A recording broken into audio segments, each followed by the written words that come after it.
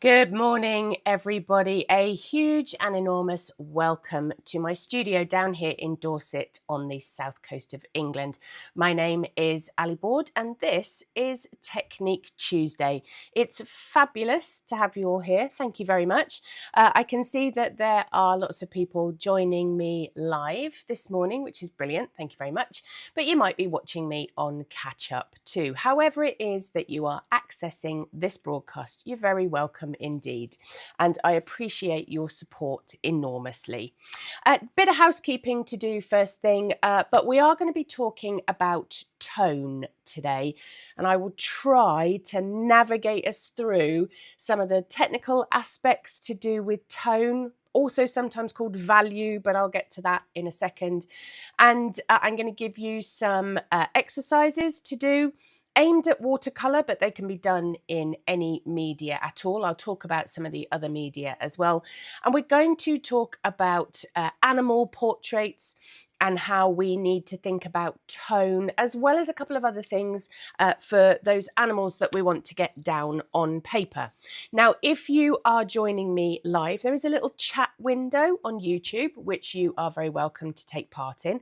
If you're watching on catch up, you can leave me a comment, either on the blog where you might have found me or here on YouTube as well. However it is you interact, I try to reply to every message that I get. And if you would be kind enough, just hit the subscribe button or follow me or whatever it is that you do to interact with artists such as myself.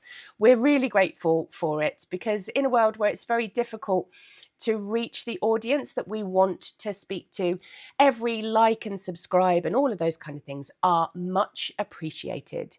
Now, with that in mind, do bear with me while I do a little bit of housekeeping this morning. I want to talk to you about my Christmas Day broadcast. This is something that I started in lockdown as a way of kind of bringing our little creative community together. And it's something that I've continued. I really, really love doing. I genuinely love doing it. And what I do is on Christmas Day, so that's the 25th of December at 10 o'clock in the morning, UK time, I do a broadcast, I do a bit of a demonstration, and I invite you to take part too. So where can you find out the information that you need for that? You need to go over to the website. So www.learningtopaint.co.uk, and I'll show you where to go on the website to access all of the information that you need. So here's my website. It might look a little bit different than this if you're viewing it on a mobile or a tablet, but you're looking for the menu. So that might be listed across the top like this is, that you can see. It might be a plus sign, particularly if you're looking at it on a mobile phone. Just hit that plus sign and you'll see the menu. And you want the Learning to Paint part of the Learning to Paint website. And can you see there, if you scroll down, it says Christmas Day Creative Friendship.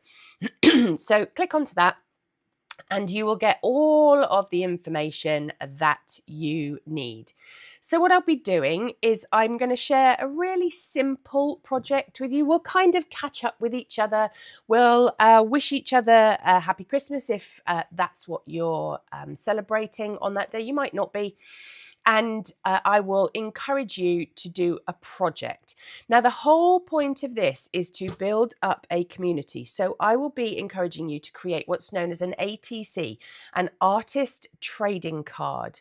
And don't worry, I'll give you all the details on the day of how you can take part in that. So you create it, and what you do is you send that to me here at Down End Farm Studio. And then what I do is I ask you to include even a stamped self-addressed envelope, no matter where you are in the world. Doesn't matter where you are in the world. And that way I can send you, I'll swap with somebody else and I will send your ATC to somebody. Or you might be getting one from me. It's such a lovely thing to do. And there, if you keep scrolling down, you'll be able to see, you can click to go straight to the broadcast. You can join the Facebook event. and you'll be able to watch it on catch up afterwards. So lots of information there for you to take in, and I do hope that you get the opportunity to do that. Like I said, I really love doing it. It's such a lovely kind of festive thing for me. And I am acutely aware that on that day, we sell this idea that Christmas is this kind of big event and everybody comes together, but you might not celebrate Christmas.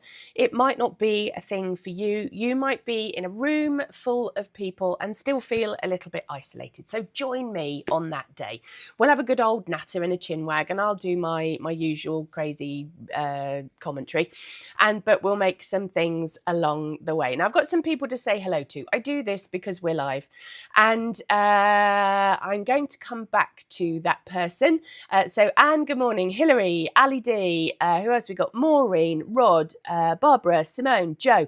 Lots of you in the virtual room today, but Julie is in the room today. Julie, our lovely friend over in Melbourne in Australia. And it was from her that I actually got the inspiration to put together this broadcast today. Julie was asking me about animal portraits, and I know she does a lot of them. I've seen some of her work online and it's very, very beautiful. But she was specifically asking me about tone. Now, this is a massive subject. When I teach up to really kind of high levels, this is something that we come back to again and again and again. So grab a notebook, hold on to your hats, because I'm going to give you lots of information and I'm going to give you some exercises too. Now, tone, it's one of those words that's used to describe all sorts of things. And the things that it's describing sometimes get in a big kind of washing machine of information. And we're not kind of sure those bits of information that are useful to us and those bits of information that we can kind of discard. Now, today, I'm going to be talking predominantly about watercolour, but this does apply to any media. Now, I want to just talk about the vocabulary to do with tone first, because when I teach what's known as the formal elements of art, so when I've got students in front of me and we're going through, good morning, Sandra. Sandra's in from Brazil. I'm sorry to interrupt myself. Good morning, Sandra. Lovely to have you here. Thank you very much. When I teach those formal elements, the idea is to give like a sort of grounding and underpinning for the vocabulary for those elements that we need, no matter what subject we're creating, no matter what medium we're working in. And the idea of those formal elements is that you selectively collect together various parts of them, like a sort of pick and mix of those formal elements to make your painting or your sculpture or whatever it is work on the piece of paper. Now, I have to write them down because this is slightly confusing. If you ever Google this, be prepared to disappear down a very large rabbit hole, because there's quite a lot of discussion about what those formal elements are. Some of them are not up for discussion, but some of them are named ever so slightly differently. So this is the way I teach it. If you Google it, it might look as something else, but this is the way that I put it together. So the formal elements are line. That's a kind of given, no matter where it is, who you're talking to, people tend to say line. Now, the other one that's sort of next on the list is shape. It is also sometimes, there's an additional one called form, but shape is effectively two-dimensional and form is effectively three-dimensional. Space is another one. I'll let you interpret that as you see fit. When we're talking about art painting, we tend to talk about negative and positive space. So the space that the object occupies, or the space around the object, or the space between objects. That's what we mean when we say space. I'll come back to the one that we're talking about in just a second. Texture is one. I think that's kind of self-explanatory. Colour is one. It's separate from what we're talking about because they're two very large subjects. And sometimes if you're talking about art and design as opposed to just fine art on its own, pattern is involved. But pattern can also be called composition in some places. So where those objects are placed in the space, on the paper, however it is you want to interpret that. And then the one that we're going to talk about today is often called value. In the UK, or in English speaking terms, we sometimes call it tone, but let's just distinguish between those two things. Formally, it's known as value because value is a much better word of describing the lightness and the darkness of something, and that's what we're going to talk about today. We call it tone because sometimes we call it tonal values, and you'll hear me say that an awful lot today. But tone, you have to be really aware that tone is also used in another version of things as well. When we're working in watercolour, we tend to work from light to dark, and we use the white of our paper or more water to get our lightest tones, and we use more paint to get our darkest tones. But sometimes in things like pastel or acrylic or oil painting, there are three words, and they are tint, tone and shade. Okay, so a tint is a colour plus white. A tone is a colour plus grey, and a shade is a colour plus black. So it's another variation of using that word. And if you need to lie down after all that, I don't blame you, because it's a lot to get through. But we are going to be talking about tone today in terms of the lightness and the darkness of something. Now, this is your opportunity, if you're watching live, to get into that YouTube chat and just put out there whether you understood everything I've just said, whether I've absolutely blown your brains, or whether you have questions. Now, I know that Julie was talking about tone in terms of her animal portraits. Julie, if you've got any further kind of exploration of that, or you want to say anything else about that, then do that thing. But what we're going to do now, I'm going to stop talking to you face to face, and we're going to go to that overhead camera. I'm going to introduce you to some materials, and I'm going to hopefully give you a bit of a handy hint, if you are a watercolorist, how you can create really good tones in a deceptively simple exercise. Let's go do that thing, shall we? So these are the materials that I am using today. So like I said, I'm going to be working in watercolor. I'm going to talk to you about my watercolors in just a second, and I'm going to be working on this paper. Now, this is Hahnemuhler's relatively new sugarcane paper. I'm just testing it out at the moment. It's not a paper I know very well, but this is a really good opportunity for me to kind of test it and see what it does. It's an interesting paper because rather than being 100% cotton, you can probably see down here, it's just a 30% cotton paper, but it's got a 70% sugarcane fibre. You may also in the past have seen demonstrations that I have done on their agave paper, which has similar properties. So that would be 30% cotton and 70% agave. So they're interesting papers for me to play around with. I've done one painting on this paper already, and it was very successful, but it was very different to what I am doing today. So that's the paper that I'm going to be using. I'm going to pop that to one side briefly because I want to talk to you about the paints that I'm going to be using. Now these are my own range of watercolour paints. Now, I'm not just talking about my own range of watercolour paints because I'm wishing to show off today. This actually, what we're talking about, has a huge bearing in you understanding the colours that I have in my range and why I have them there. Now, there's 6 colours at the moment. From the new year, there's going to be some new colours being introduced, which I'm very excited about. But there are lots of reasons why I wanted to create my own range of watercolour paints, not only because I wanted them to have all of the properties that I was looking for in a paint in terms of lots of pigment. They're made here in the UK. They're sustainably sourced from the point of view that the pigments are sourced with a little bit of ecology in mind. They are vegan as well. They contain no animal elements.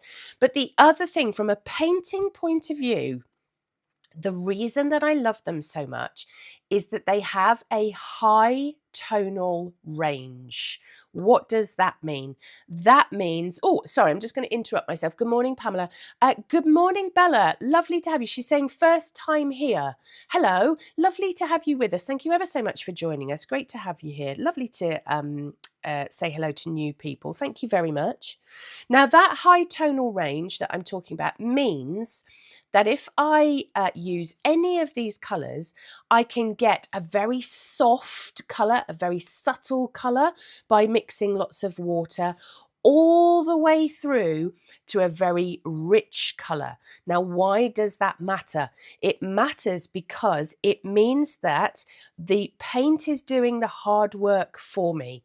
I can use one colour and I can add lots of water or a little water to it, and I won't have to kind of be mixing darks all the time together. I can get lovely, strong, rich colours out of them. And that for me is a really fundamental part of what I'm looking for in a paint.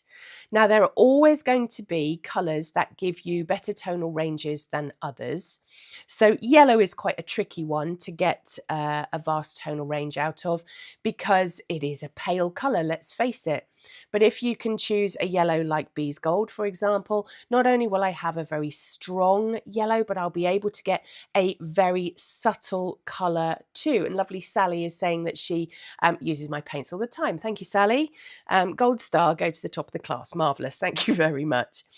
So yellow is a tricky one to get a high tonal range out of. There are other colours that are obviously going to get a really big tonal range. I'm going to be using black iron oxide today for no other reason that on camera you'll be able to see very clearly what it is that I am doing. So I'm going to pop the others just to one side. Incidentally, if you're wondering what the bottom of my tubes looks like, why they're so beautifully wound together, I use something called a paint key to wind up the bottom of my tubes. It kind of gets the most out of them. These are terribly useful. Use them for your toothpaste or your tomato puree or whatever it is, but this is something that I use all the time. I have to put this huge piece of string on it because I lose it for a pastime. So it really should be velcroed to me. So I'm going to be using black iron oxide. Now, normally when I demonstrate, look how clean this is. You will have seen me use a pan of colour like this. I squeeze it out into pans and then I wet my brush and I take the colour off the top. But I'm not going to do that today. You'll soon see why. I'm actually going to squeeze my colour out into my palette. So let's do that straight away. I'm going to just squeeze. I probably need my paint key to get to the bottom of it. Let's squeeze some of that out. I don't need a huge amount, I don't think. We'll see. We'll see how that goes down. But the black is going to be useful to me today so that I can clearly illustrate what it is that I'm talking about. Lots of people making lovely comments about my paints. Thank you very much. That's very kind of you. And Anita's in the room as well. Good morning, Anita. So first thing I'm going to do is I'm going to create a tonal value chart. Now, the idea of this is so that you can practice getting from your very darkest colour all the way to your lightest colour, or vice versa. We'll talk about that at length. So we need a set of boxes. And one of the reasons I'm going to show you how to construct this is just because it's kind of nice to see, isn't it? Always a challenge to make things this accurate when I'm doing them live for a stream, but that's half the fun of being here, isn't it? Now, I'm cheating ever so slightly because I've got a ruler that's got parallel lines on it. Let's create... Oh, I've obviously got a dirty ruler with parallel lines on it. Let's create two sets of boxes. You'll see why I need two sets of boxes in a moment. Let's give it a border as well. So we'll start them here. Now, this exercise you can make as simple or as complicated as you like. I would recommend, and you'll see why in just a second, but I would recommend that you start off with maybe 7 boxes, but you may want to extend that to 10 or 12. It depends on how much of a challenge you want. So we'll set it at around about the 3 centimetre mark. So I've just got to do a bit of maths. 5, 18.6. Is that 7? 1, 2, 3, 4, 5, 6, 7. Look at that. All this, and I can do maths as well. And again, you don't have to make it this neat necessarily. You can play around with it. I have just decided to go for this today because like I said, I think it's nice to see. Trying to be neat and tidy and not succeeding. But you could do little splodges on a piece of paper if you wanted to. It doesn't have to be this accurate at all. And sometimes it's a nice little warm-up exercise for you to understand your paint. So let's draw these in. And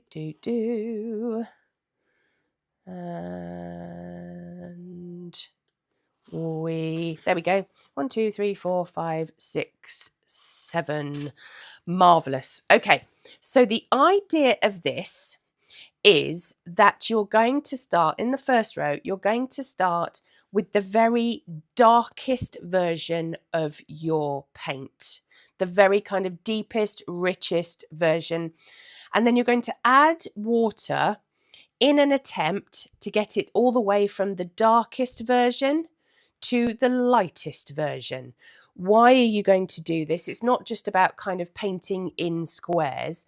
The idea is so that you get used to the amount of water that you need to mix with your paint to get a nice range of tones out of your colour. Why do you need a range of tones? You need a range of tones to make things look realistic, 3-dimensional, to give form and shape and texture and all of those other formal elements that we were talking about. So we'll pop this over to one side ever so slightly. We'll bring in the palette. We'll bring in a pot of water, and somewhere is the trusty old security blanket in terms of kitchen roll.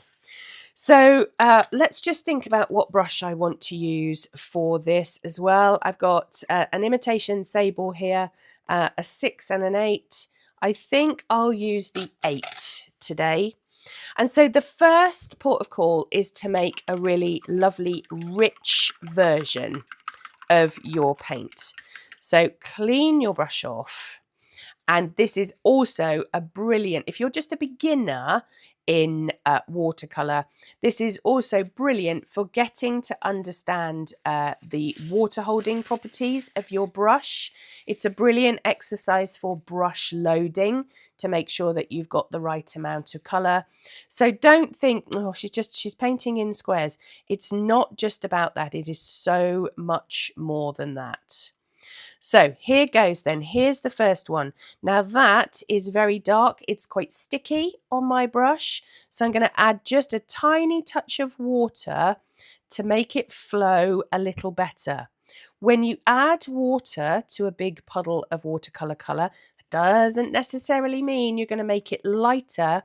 Sometimes you're doing it in order to make the colour coat the bristles of your brush so that it flows much more easily on the paper. Let's go for this first one then. Unsurprisingly, nice and rich, very, very dark because it's black iron oxide. This is a single pigment, by the way.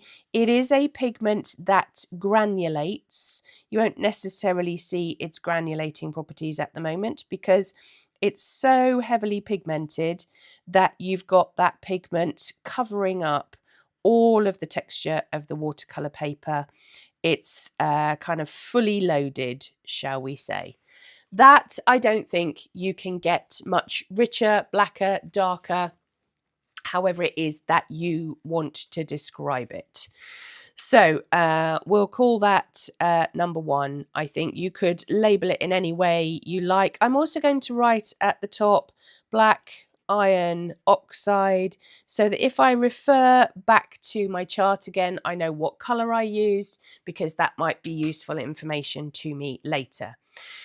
Now, you can navigate your way through this in many different ways. You can add colour to that big dollop of paint, or you can start again and try to mix a lighter version of it. I'm going to go with the same dollop of colour. Now, this is not scientific, unfortunately. I can't say to you that it's 3 blobs of water or 2.5 blobs of water or whatever it is. It doesn't work like that, because it depends on the colour, depends on the paper that you're using. This is one of those opportunities for you to get to understand your paint a little more. I think I put 1 blob of water too many in there. So let's add a touch more paint, and we'll go back and we'll go to the next version. I'm going to try and not paint right up to the previous one so that I don't get, oh, look at that Jack Russell hair. It gets everywhere. I don't want one to run into the other, but can you see straight away, the granulation is starting to show that wonderful texture. But also, where I've added water to it, I have a slightly lighter tone. It's obviously not the lightest I can get, but it is 1 degree paler. So let's make our way through that. Let's add some more water to it. Oh, excuse me. Got a cough this morning. Let's go for the next one, which should be a bit paler still. Getting that one in. You will also find that the more water that you add to your paint, the more easy it is to get it onto the paper. So I'm also, as I said at the top of my demonstration, using a paper that I haven't used much before.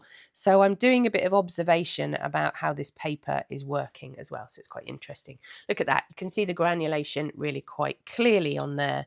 So water back into there. Got a huge puddle of it now.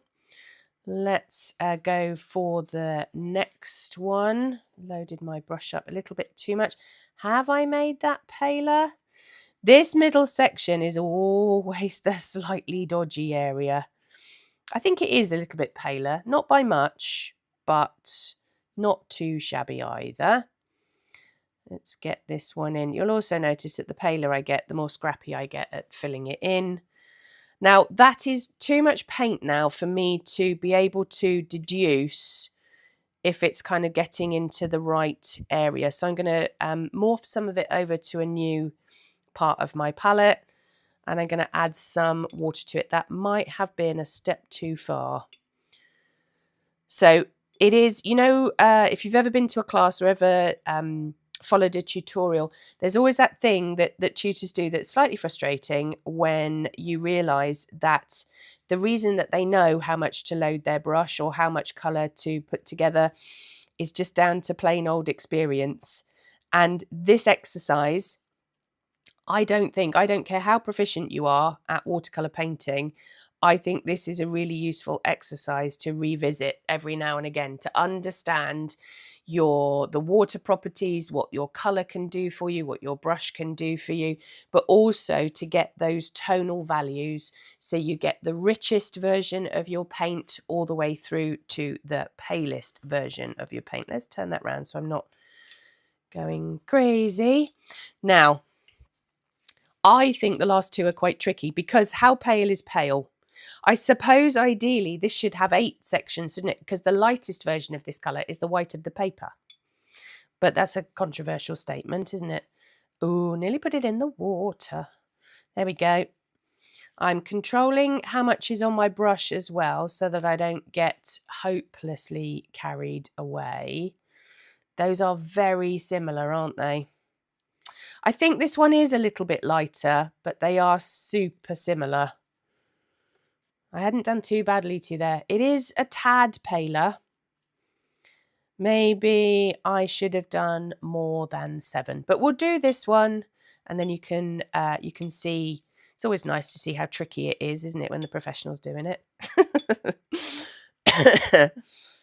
Right, let's get this last one in then, which is going to be... Oh, stop doing that, Ali. I'm so used to putting my brush in the water that it becomes a kind of muscle memory. And again, it is a little bit paler still. Maybe I could have pushed that further. But I think you can see what it is that I am talking about. I have taken one paint and I have gone from the very deepest version of it all the way through to the lightest version. This paint has an excellent tonal range. So I can get from something very dark, very rich, very black, where I'm doing my detail. I can get some texture out of it, which is kind of what's occurring in this section, particularly this one here. And I can get all the way through to a lovely pale version of it. So this paint with less water or more water is going to give me ranges of tones. If I go draw a nice big arrow that way, that is going to describe my subject and make it more three-dimensional. So hopefully you understand that. I'd love to hear your thoughts in the chat about what you think about that exercise. I'm now going to attempt the impossible. Yes, Julie is absolutely right. I think you can have a lot of boxes. I've done it on a very simple scale. If you really want to push your skill level, go for 10, a dozen, all of those kind of things. You can make it as complicated as you like. Now, the tricky part of this exercise is not to go from the darkest thing to the lightest thing. It's to do the reverse of that. This is a much harder version of this exercise. So you start with the palest colour and you go through to the darkest colour.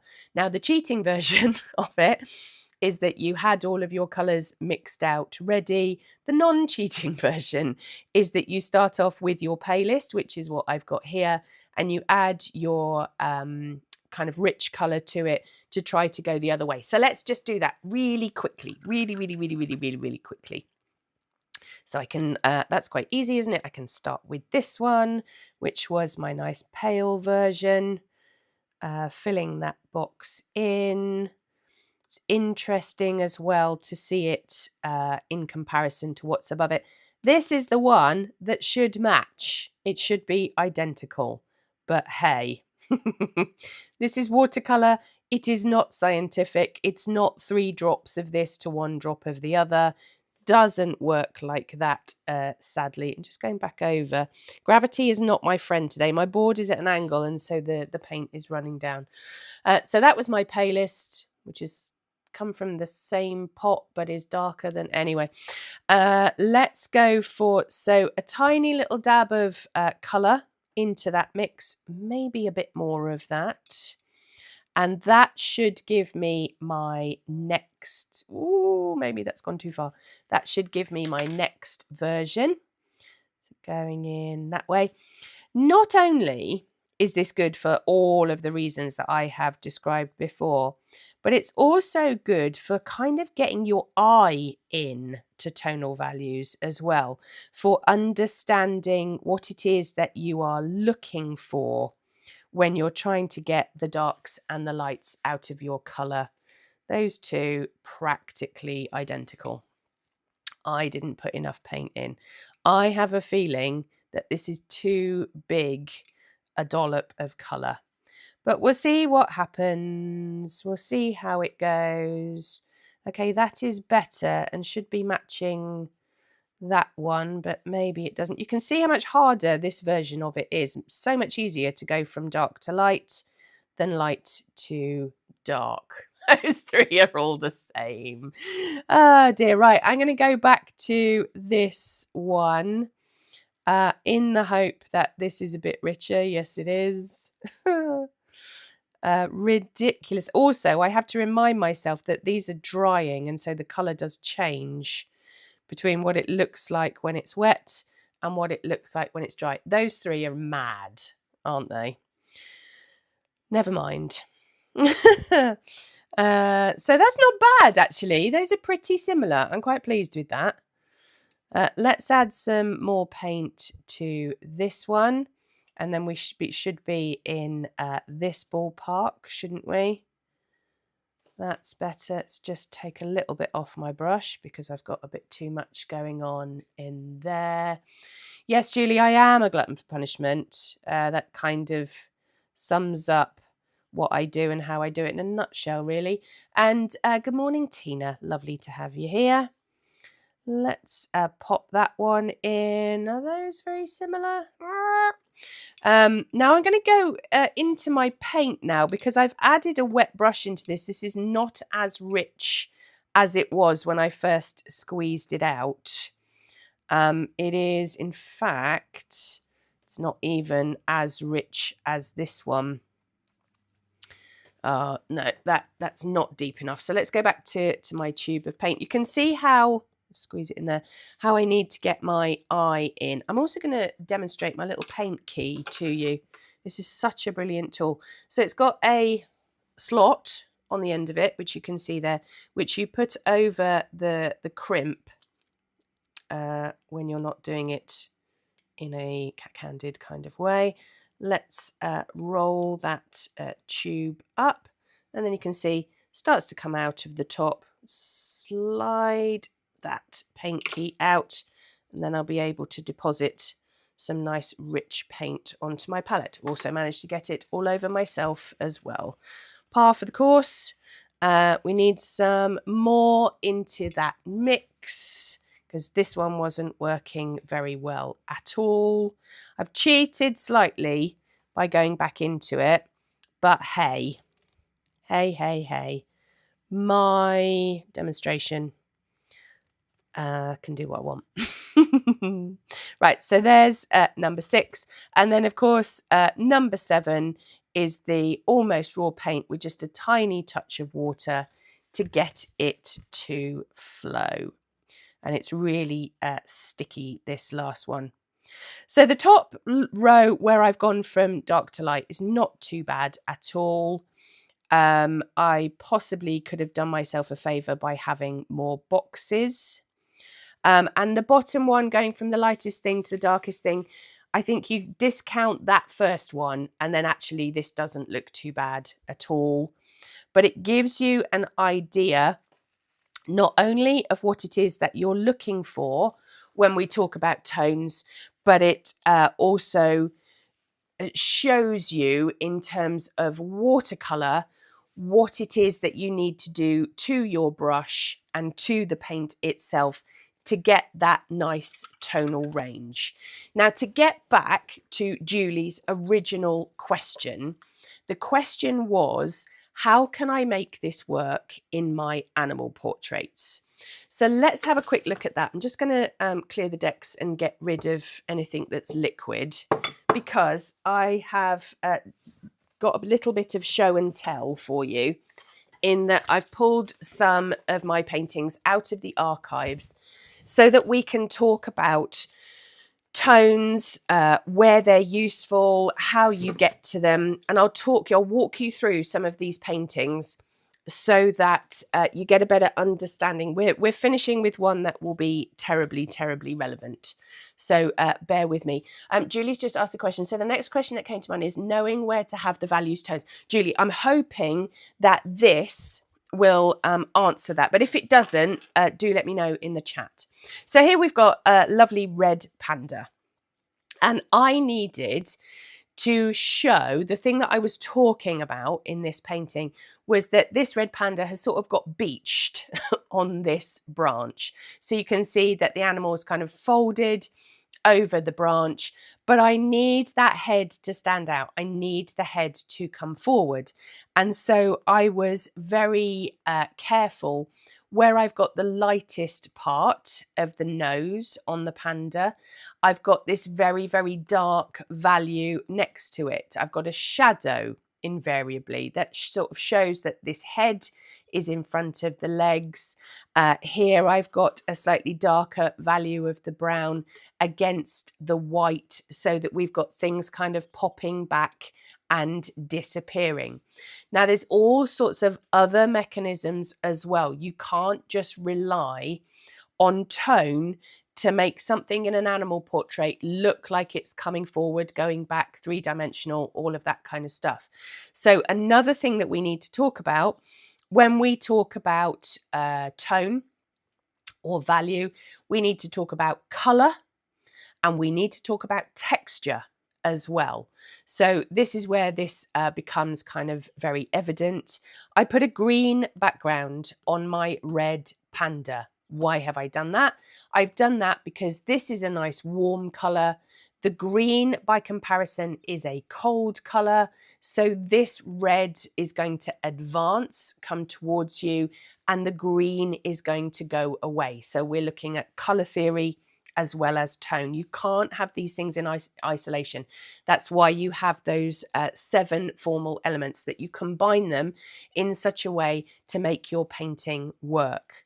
Now, as well, of course, here I've got texture in the form of the brush mark. So this is watercolor and pastel pencil, 2 media mixed together. And if I show you it in close up, I've just got to do some clicking. You'll be able to see that not only have we got darks and lights and colds and warms, but we've also got the texture that is describing how fluffy our creature is. We've got the whiskers here.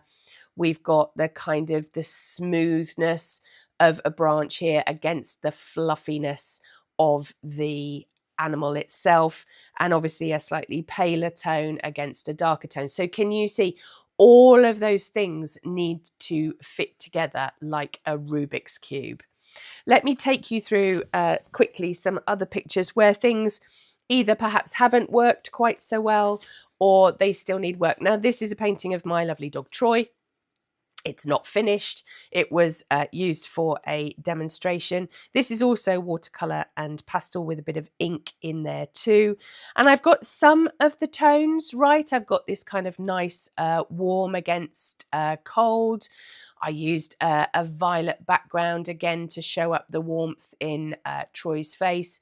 But over here, can you see I haven't got the tones quite right because everything is very similar. I haven't got that big a variation between the lights and the darks. For example, this eye doesn't have a highlight in it at all. If I popped a little highlight in there, so that would be my lightest tone, it would start to come to life a bit more. Because it's unfinished, I haven't really got the very richest of my tones in there, not the darkest values of things. So that is what is kind of making this look slightly unfinished. It doesn't have to just apply to fluffy things. It can apply to smoother things. And I've got a couple of examples here for you. So I'm hoping that you can see this is an elephant. Here I have got a slight textural problem because the texture in my elephant is the same as the texture in my background. So they're vying for attention. But where it has worked are things like I've got a very dark tone in here against the very pale of the background. Where this elephant's trunk disappears into its mouth, I've put a much deeper tone in there. I've got a deeper tone in here and likewise here. So we've got a bit of warmth going on in there. We've got a slightly less texture because I've got, I know elephants aren't smooth, but in comparison to fur, I have kind of less to deal with. So I'm looking at my tones in there too. How are we doing for time? Not too bad. One rhinoceros, which also deals with tone. This does a slightly better job than the elephant because I have knocked back the majority of the texture in my background so that I can concentrate it on my rhino. And let's pop this one in the close-up camera so that you can see where, for example, on this second horn that's kind of snapped off, my direction of light is coming from here. And I can tell that because this side of that horn is darker. So it looks three-dimensional, We're looking at form and shape. We've got a darker area here and a paler area here. We've got richer colour going on in here, paler in here. So it's that constant conversation about what is paler, what is darker, what is textured, what is less textured, what colour you're using, all of those kind of things. Now we've got a couple of others here. Here's let's show you it in the main camera. Here's the beauty that was Archie. Now this is a different painting. It's fairly monochrome in that it's talking about black and white. Monochrome, incidentally, just doesn't have to be black and white. Monochrome just means single, so it could be blue and white or red and white or brown and white or whatever it is. This monochrome, you've got slight variations. This was liquid charcoal that I used for this.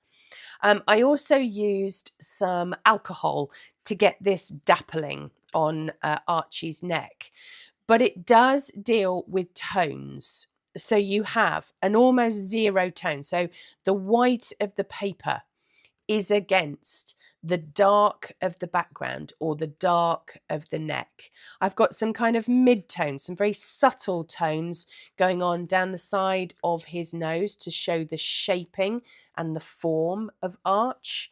I have gone for lots of texture in his forelock and his mane because that's what he looked like, and the same up in the ears. Let's pop those bits in the close-up for you so that you can see I'm not only playing with the tone, playing with the texture, playing with the mark making, which is something that you'll hear me talk about at length to the point where it is my opinion that if you get your tonal values pretty nailed and you get your mark making pretty nailed in terms of the marks that you use to describe the texture, then you're going to have a pretty successful painting. But also, can you see I've got lights and darks and all of those things. Now, to bring us back to where we started today, here is a picture that I've done. Why is this relevant? This is relevant because, yes, I've used some black pen. Yes, I have used some white gouache. But all of the rest of this picture is black iron oxide. It's that colour that you saw me use earlier. So this chart that we did this morning suddenly becomes relevant because I've used one single tube of colour to get all of these variations and values into my Lima to make it look three-dimensional. Now, again, there's other things at play. It's not just the tone. Let me take you for a little bit of a tour around this painting. We have got bags of texture going on to the point where I'm pushing the boundaries between the texture that I've got in the background and the texture that I've got on the animal itself. Now, I've actually done that deliberately because, and I'm going to look at you straight on for this, not only, let's take that away, not only do you need to think about your tones and your lines and your shapes and your forms and your texture and all those things that we've talked about today, but there are artistic mechanisms that you can put into place so that your painting has what we call a painterly quality to it, that it has a bit more individuality, that it has some atmosphere and mood and all of those kind of things. And that is lost and found. And lost and found can mean something that's light, something that's dark, something that's heavy, something that's light, all of those kind of things. But also I use lost and found all the time. And I do it with the difference between a soft edge and a hard edge. This is advanced stuff. If you want to go make yourself a cup of coffee or you go, Ali, I'm done. My brain is full. I can't take any more in. I understand. But it would be the really remiss of me to not address this. So here, in that kind of melee of texture, can you see I haven't really got a defined edge to this ear? The background kind of leaches in to the main subject itself. And that is a nice little kind of lost area.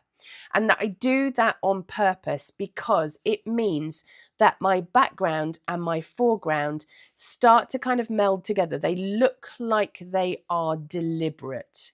It stops my animal portraits looking like a cardboard cutout, stops them being really disassociated from what is going on in the background. And then you get this kind of nice quality to your work and your painting. All of those kind of things. So, Julie, I will answer your question in just a second. I'm just going to quickly take you around this. So we've got a bit of lost and found. We've got some texture and we've got some non-texture, which is the white of the paper, in here as well. We've got that very rich, deepest tone of the black iron oxide to show that recess. We've got some detail in the eye and the nose, that kind of lovely triangle of personality that we've got going on. And then, of course, not to sort of just give the lightest tone and the darkest tone, the kind of highlights of the show, we've got some mid-tones going on as well to kind of balance them out, to transition between this darkest area and this lightest area. It doesn't all have to be those extremes. Those tones that we talked about in the middle of our chart, look, are in play in this painting, because we've got these kind of middle of the road colours going on up here. Now, I understand that this is a lot of information to take in. If you are a beginner, please don't get put off by this. Don't think, Ali, I'm never going to get the hang of this. You're not supposed to. You're not supposed to get all of this in the one go. The reason for all of this information is so that you can refine it, so that when you look at those paintings that you think, oh, that's brilliant, how have they done this? You have a framework to measure it by, where you go, how have they used their shapes? How have they used their forms? How have they used their tonal values? How have they used colour or lack of it, or complementary pairings, all those things that we talk about. So don't think that you've got to learn all of this before you even pick up a brush. Don't do that. Just paint, because that's more important than anything. Then when you look back at your own work, or you look back at the work of an artist who you admire, you can then start to think about some of those things that you know in theory and apply them to that and go, oh, yes, I see, I didn't get my tonal values quite right. Or actually, I've got far too much texture. It's all about the texture. And actually, I needed some areas that didn't have any texture. So you can assess your work in a lovely, critical way. And by critical, I don't mean personal. When we talk about a critique in art, that isn't about me telling you how fabulous or rubbish a painter you are. That is using the framework that we've talked about today to assess what it is that you have done and make or have a discussion or make additions and subtractions to make your paintings more how you would like them to be, how you would like them to manifest themselves on that piece of paper. So as we come to the end of our broadcast today, thank you for sticking with me. I know that it's a bit of a lot to take in. I'd love to hear your thoughts in the chat. Julie has one last question. Do you use value to highlight your focal point? Oh, that's a whopper of a question, Julie. Because like all things to do in art, the answer is it depends. It depends what it is that I'm trying to say. I don't tend to, is the general answer. I can't say that every time, but I don't tend to use my focal point. I tend to use composition, which in those formal elements would be pattern. It would form part of that. That is, sadly, a whole other conversation going on. Now, Julie has also said, thank you, Ali, you've explained value, etc. so well. That's very kind of you. I appreciate the effort you've gone to answer my questions. It's my absolute pleasure. My pleasure, Julie. It's lovely to have a question that I've been really able to get my teeth into. And this is going to be one of those broadcasts, I think, that you're going to need to revisit several times to go, okay, I get the thing with the paint, but my mind is blown past that. So just when you're ready, come back to this, revisit it. You can find it on the website or my YouTube channel. It'll be there for posterity. And you can watch back the bit that is important to you. Maybe it was more useful for you to see my paintings and talk about them in that way. Maybe you're thinking, no, I'm going to do that tonal value chart, because I've never done it, because I'd like to explore the paints that I have and see which ones have the best tonal range. I'm hoping that you can just cherry pick that information to make it suit wherever you are with your paintings at the moment. Now, some little bits of housekeeping. Don't disappear on me yet. A couple of bits of housekeeping just before we leave and say goodbye for this. Don't forget that Christmas Day broadcast. Go back to the Learning to Paint website and have a look for that Christmas Day Creative Friendship. I would love it if you could join me on that day. Even if you're not feeling that sense of isolation, if you love Christmas Day and you just have a little bit of time to spare, let's all come together and share the hand of friendship across all the miles as we have done today, because you know that is something that I love to do. Now, I can tell you what's coming up for the next 2 Technique Tuesdays, because I've been a bit inundated with questions. Keep them coming, because I'll get to it at some point. But we've got 2 things on the horizon. So Technique Tuesday for January is on the 7th. I'm going to be talking about acrylic gouache, something I have never demonstrated before. It's a really new medium to me. I'm going to hopefully come up with ways that even maybe I'm going to do a bit of an experiment and see if you can turn your regular gouache into an acrylic gouache. I don't know if it's going to work, but come with me. We'll see what happens. And what we're doing, February the 4th is the February Technique Tuesday. And the lovely Maureen, actually, who I think is in the room right now, asked me for a comparison of gesso, and that's what we're going to look at in February's broadcast. Now, if I don't get to see you before the festive period, I do hope that you have a very lovely, restful and peaceful time with your families and friends, however it is that you like to spend that season. Maybe it's not something that you particularly celebrate, but I hope that as we go into 2025, you continue to be creative, you continue to do all of the things that you really, really love to do. Join me in 2025. I will still be here. I will still be sharing all of those things that I know. But until then, take lots of care, won't you? And I'll see you very soon. Bye, everybody.